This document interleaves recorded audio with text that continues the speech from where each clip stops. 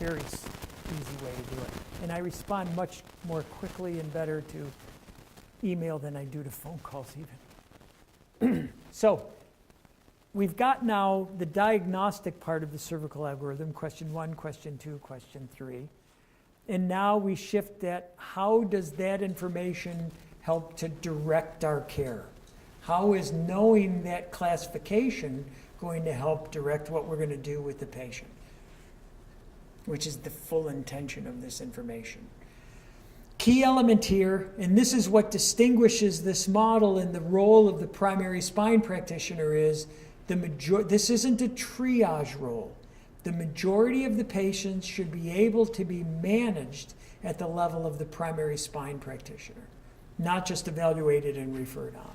The real efficiencies of the model and the real, I think, opportunity to both the chiropractic profession and the physical therapy profession is the fact that you bring great effectiveness and great efficiency to the management of most patients who are in this grouping of spine-related disorders.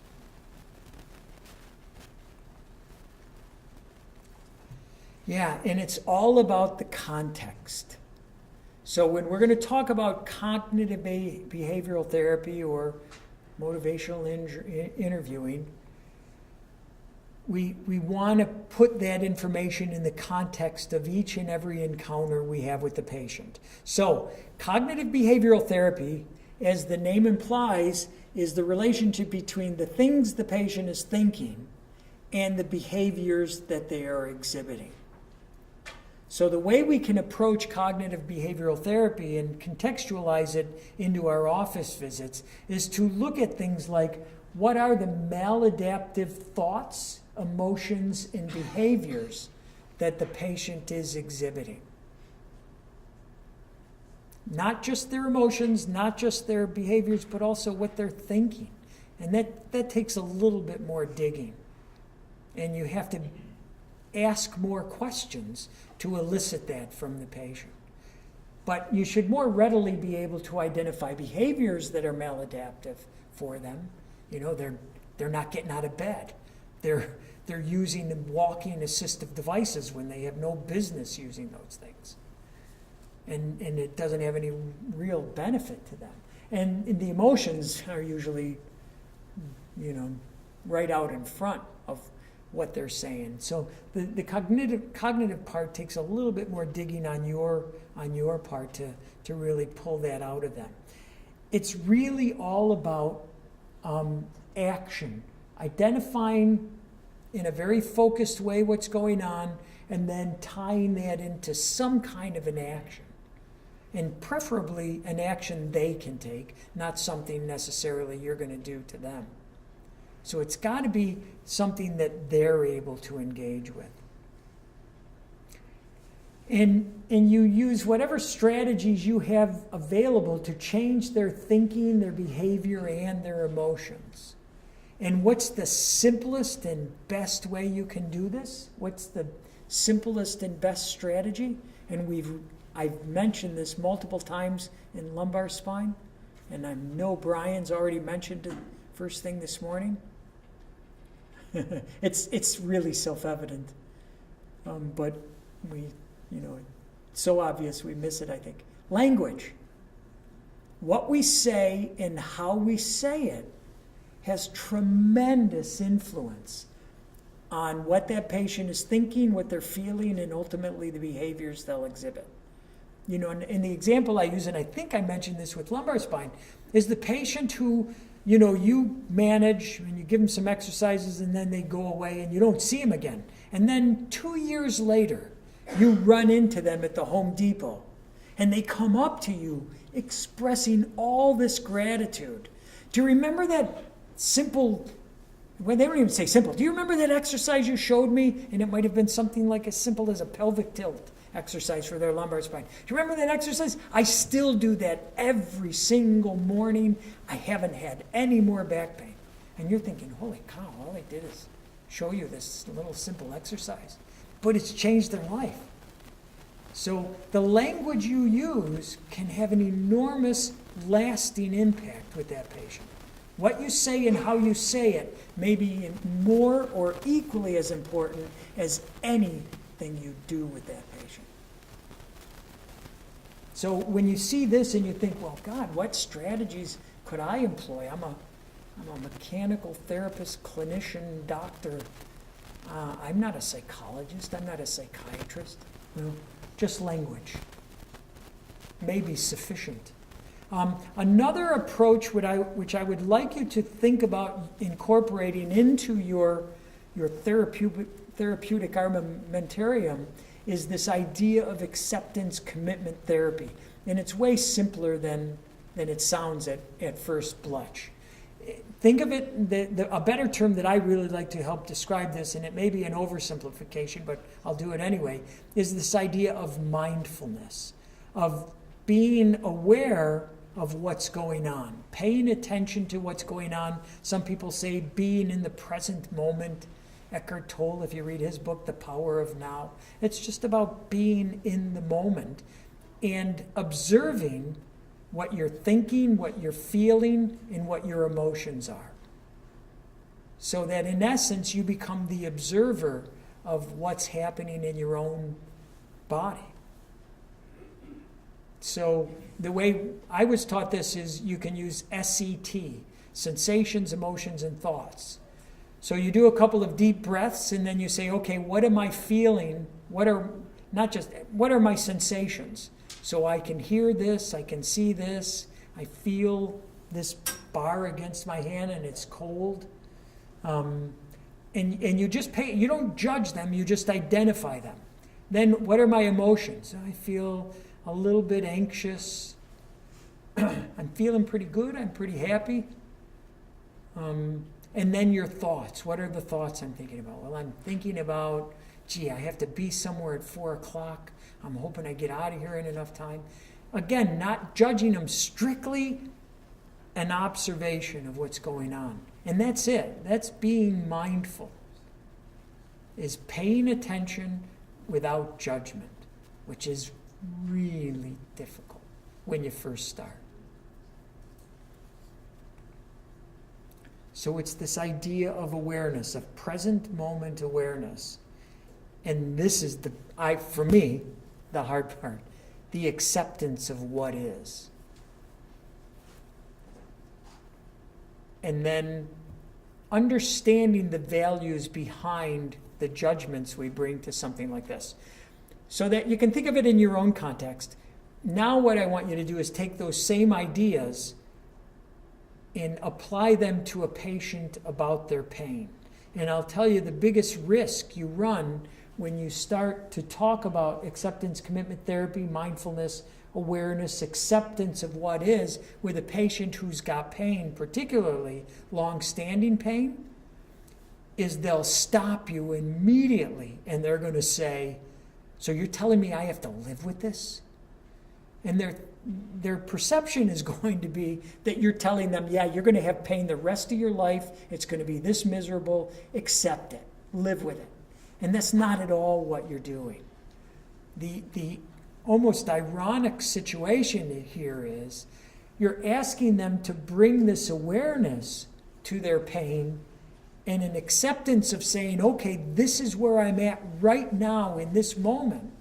And the irony here is that process in and of itself seems to help patients develop greater coping and self-efficacy around recovery. And that's a hard concept for them to grasp. So you have to be really reassuring if you're going to start using this with your patients, this kind of an idea. You have to really help to reassure them that you're not at all telling them that this is what they're going to live with, but that this very process will help to bring them into a greater state, a greater frame of mind, whereby they're going to be able to overcome their problem more easily. You know, remember that Shinzen Young, what's his name? I can't remember. The Buddhist scholar, suffering equal resistance times pain. So there's going to be pain in life, emotional pain, physical pain. Goodness knows as I get older, physical pain gets much more common. But you're going to have pain one way or another in life. The more you resist it, the more you fight what is, whether it's emotional or physical, the more you suffer. The less you resist what is, the less you suffer. And that may be a framework to present the information to the patient with it. So this isn't about you living with your pain. This is about you just not resisting it and fighting it. Be an observer. And the simplest way to get there is be an observer of what's going on.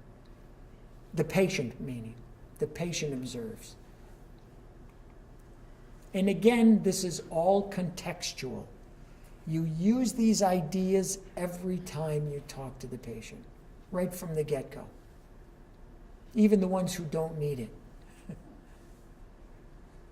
This is a place where you don't need to be discriminating in the language you're using and how you're approaching it. The simple bump their back boo-boo, you contextualize the information the same way you would for someone who has chronic pain. And the chronic pain patients, you'll just have to do it a longer period and probably a little more detail. This also very much starts with you. What are your values? What are your biases? What do you believe about fear avoidance? Do you bring your own fear about what a patient should be engaging in into the encounter? And are my own beliefs helping? And is my own language helping or hurting? You know, there are some systems that teach catastrophization as a patient management strategy.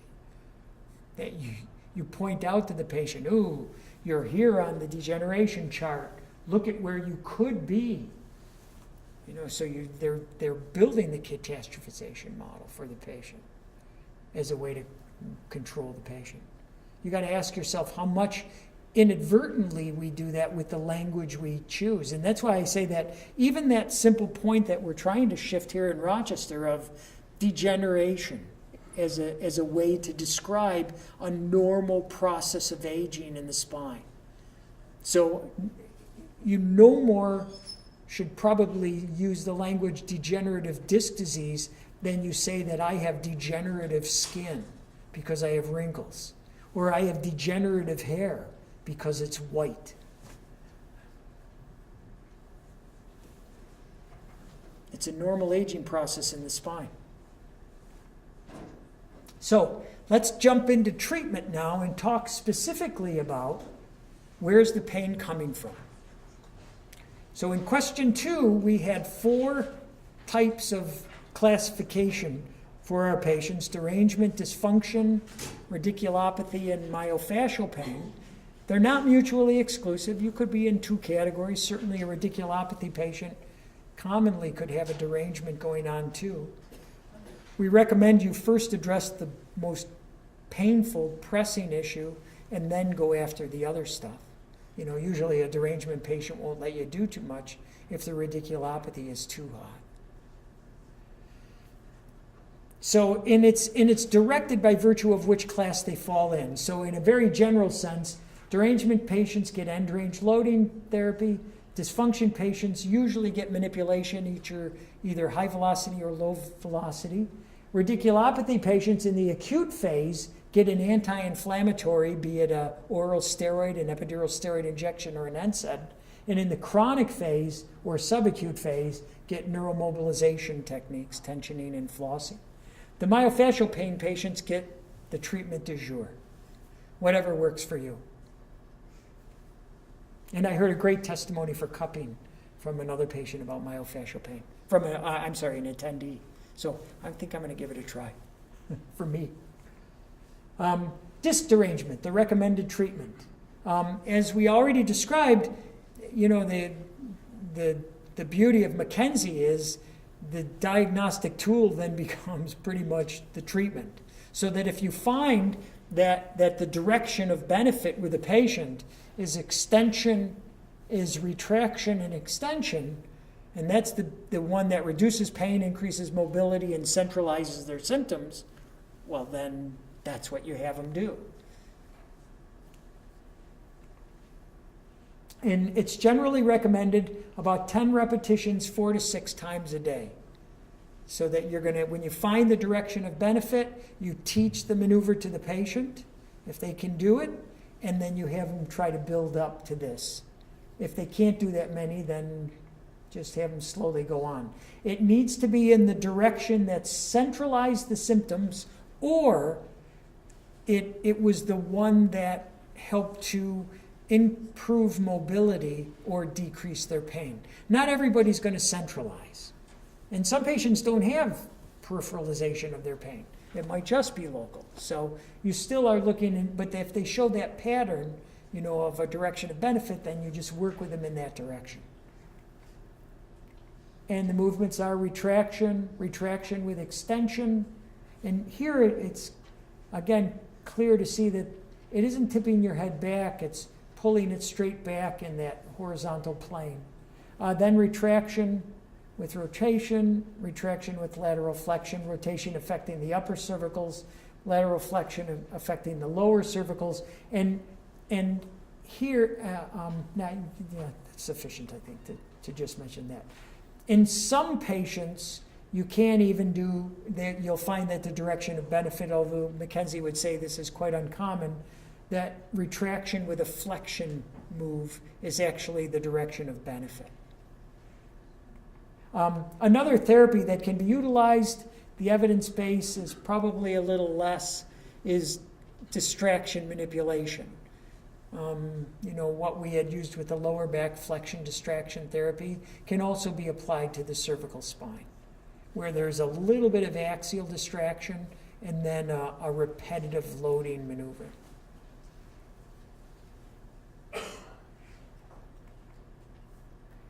Initially, you start with patient-generated.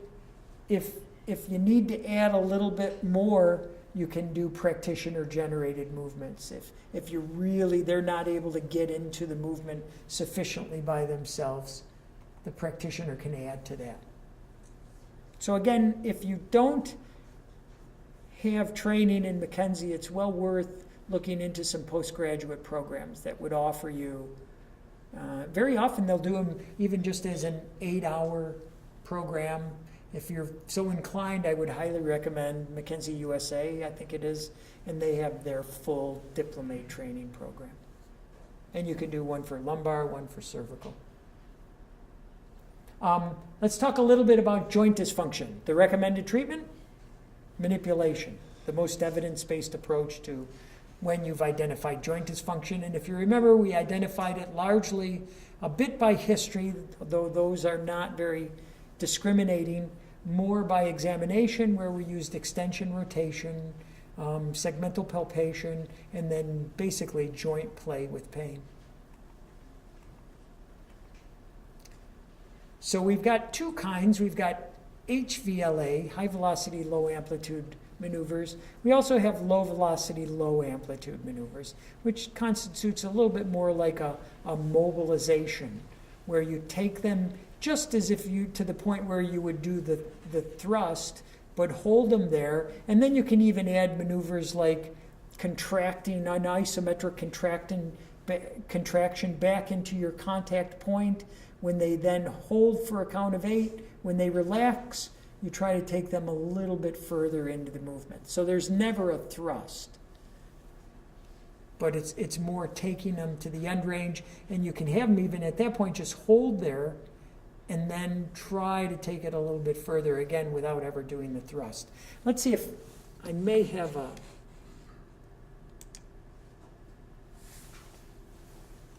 Okay, good. Hello, I'm Dr. Stuart Furston. This video demonstrates therapeutic procedures that can provide relief for common conditions including neck pain, headache, muscle tension, and related disorders. Manipulation or adjustment of the cervical spine may be performed with the patient lying on their back. The head and neck are gently supported and positioned. A carefully controlled impulsive force is then applied. Other treatments may include traction performed by hand, mobilization, myofascial release, trigger point therapy. Good. I just wanted, in case you hadn't seen, for all the chiropractors, it's what they do daily, but if you're in the physical therapy profession and you've not seen HVLA to the cervical spine, you can see it's not forceful at all. And there's not even a ton of rotation that occurs with that's a typical way that cervical facets are done in HVLA, what you saw in that. There are certainly modifications of that can occur, but that's pretty conventional. That's pretty typical HVLA of the cervical spine. So keep that in mind when we go to this, after we finish this and start talking about cervical manipulation and stroke. It's a good idea to be good at both HVLA and low velocity maneuvers. There are some patients you're going to want to do it in. The low velocity, what have sometimes been deemed muscle energy techniques, is still classified as a joint manipulation, even though technically you're not doing the high velocity component, the thrust component. Some patients, it may be contraindicated, or you may be too concerned about it, a patient who's osteopenic, and you just don't want to do anything with a high velocity maneuver on them. Or the patient who's manipulophobic, they just are afraid. Or the circumstance where, we had a large medical referral practice, and some primary care physicians, they might have heard about this association between cervical manipulation and stroke, and they say, okay, I want you to go see Ventura, but don't let him touch your neck. So, rather erroneous approach, but it's what we deal with. So in that circumstance, then I don't mess with their neck. It's not worth it. The point that you're taking the patient to is sometimes been called the barrier of resistance. So it isn't just taking them to full end range. It's moving the joint along its plane of movement to the point where it feels a restriction or a stopping almost. And that's the barrier. And it's where you originally perceived that you would then add the high velocity component in the thrust. But again, of a low amplitude. It's not a lot of force, and you're not moving too far beyond that barrier point, which is the art of doing a manipulation. You have to stay within the confines of anatomical integrity, or you run the risk of spraining the joint. And it's a psychomotor skill. If you're going to use manipulation, do a lot of it, because that's the only way you get good at it, is you just got to use it. It's like learning a foreign language. You don't get good at a foreign language by speaking it once every 3 months. You get good at it by speaking it every day. And you get good at manipulation by doing it on a daily basis. Now, let's jump from dysfunction to the third category here, and that's radiculopathy. And this one, as I suggested, is whether it's acute or subacute or chronic is going to really change the approach to managing this. And in the acute stage, you want an anti-inflammatory approach, just so you can do something with the patient. And in the subacute and chronic, you can start to get involved with some of these techniques that mobilize the nerves. So, neuromobilization has had no less than 10 randomized controlled trials, even though they may have suffered a bit from methodological quality. Nevertheless, there does seem to be pretty good support for utilizing these to help reduce symptoms associated with chronic radiculopathy.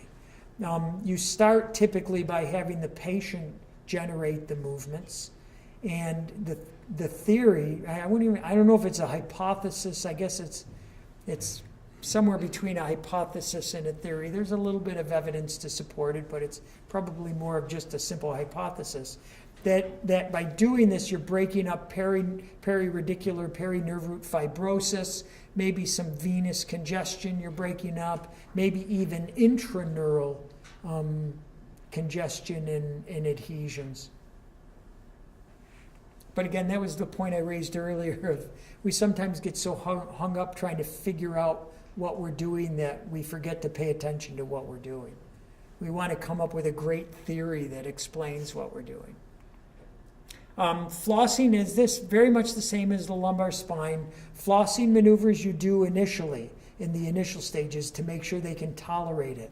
And this entails tensioning one end while you slacken the other end, then tensioning the other end while you slack the proximal end. And just, you're trying to, in essence, get like a flossing movement back and forth.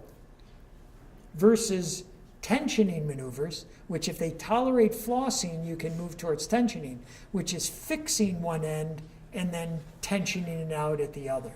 Or fixing the distal end and tensioning it out proximally. But you're holding one end fixed. It's like pin and stretch with a muscle. And you're trying to do that to the nerve. It's more aggressive than flossing, so they need to be able to tolerate flossing before you progress to this. Now, you can also get into really specificity in terms of what part of the nerve you're going to be working on, proximal, intermediate, or distal. It's typically recommended you do 20 to 30 reps.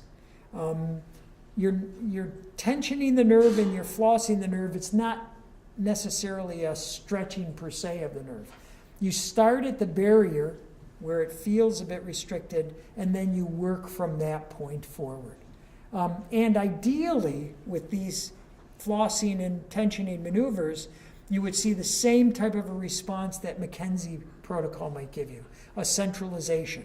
That you've got this horrible achy pain, and you start doing flossing, and that's okay. So you start doing tensioning now, and then after about 20 reps, now it's not so bad down here. It hurts up here still, but this is much less. You'll literally get the same type of centralization phenomenon, that McKenzie protocol.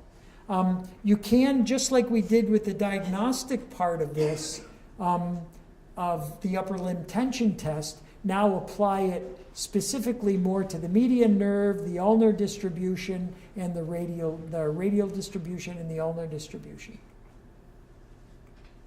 So the median being mostly 5 to 7, ulnar 8 to 1, and in the radial division C7. So let's see if we can just quickly show you a little bit about, I don't know that I'll show you all three, but just to show you the process.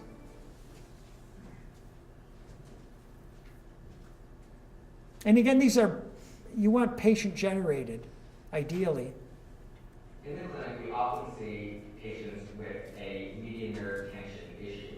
So when we notice that there's a positive median nerve tension test, it's often useful to assign a median nerve home exercise program, self-mobilization.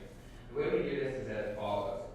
So let's say we're working on Ilana's right side, and we want to gradually tension and elongate or floss the median nerve on the right side. Exactly what you do. We're going to have our side bends to the left.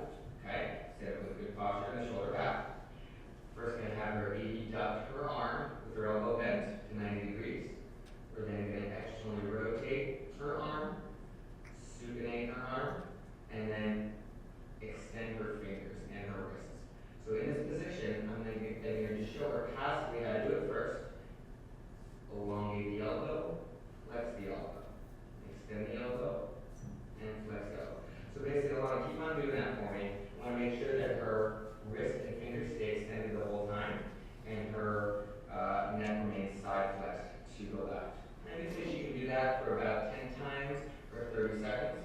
Take a break, and then repeat that several sets. Good. So is that tensioning or flossing?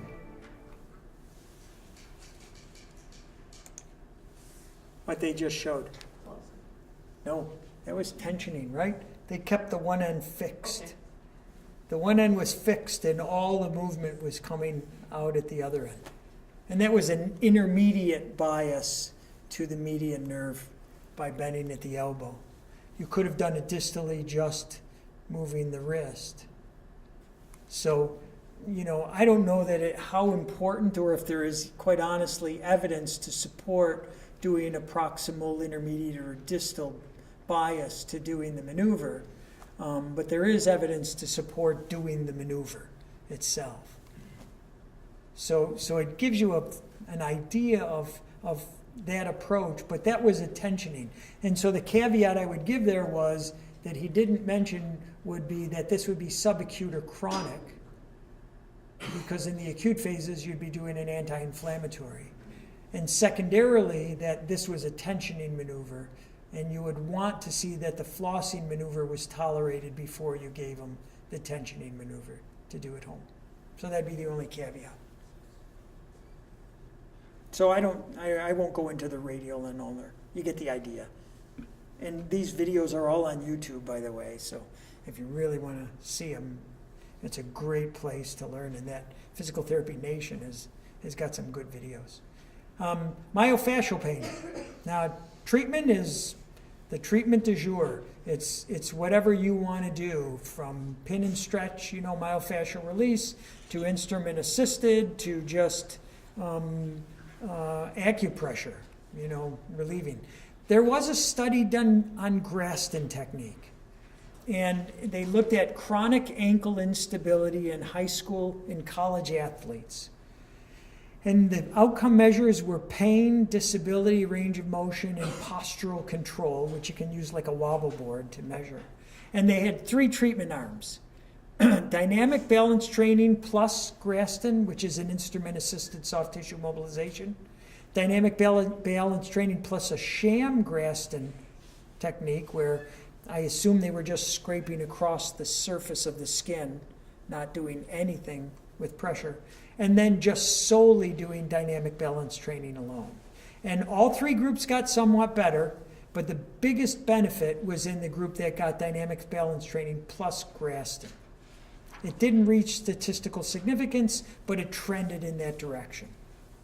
So, that's a little bit of evidence, but I don't know of much other evidence on Graston technique, or just instrument-assisted soft tissue. Graston lost their patent on their instruments, so that when they were selling them, it was like $3,000 to do the weekend seminar plus get the instruments. There are 8 tools. They're all stainless steel, surgical stainless steel. Once they lost their patent, poof, everybody started making those tools, and they're now relatively inexpensive, a couple $100. You can buy one instrument, one tool that has like 4 or 5 of the edges on them. So it's so much more convenient in terms of just having the one tool. When I was teaching, this was a funny thing that happened.